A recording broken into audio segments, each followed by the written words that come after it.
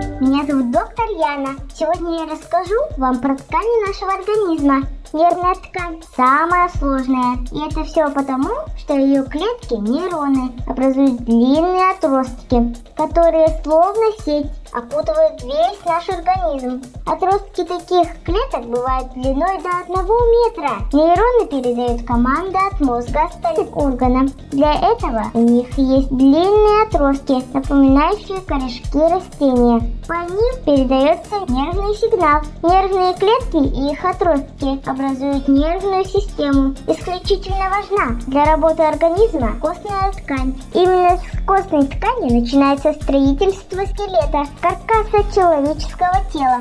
Костная ткань очень похожа на губку. Она легкая, но очень прочная. Ее клетки пустые внутри, а снаружи покрыты плотной оболочкой. Такое строение клеток раскрывает главный секрет костной ткани. Сама ткань может весить всего 10-15 килограммов, но при этом выдерживает массу тела 80-90 килограммов. В костной ткани крепятся мышцы, состоящие из мышечной ткани. Клетки мышечной ткани похожи на тонкие нити. Мышечные клетки умеют быстро изменяться, сокращаться или растягиваться. Так они приводят в движение самые разные мышцы, сгибающие и разгибающие наши руки и ноги. А еще мышцы помогают работать многим внутренним органам. Клетки мышц бывают двух видов. Одни расположены в сосудах, кишечнике и сердце, другие прикреплены к скелету и образуют мускулы. В следующем выпуске мы узнаем с вами, что такое кожа.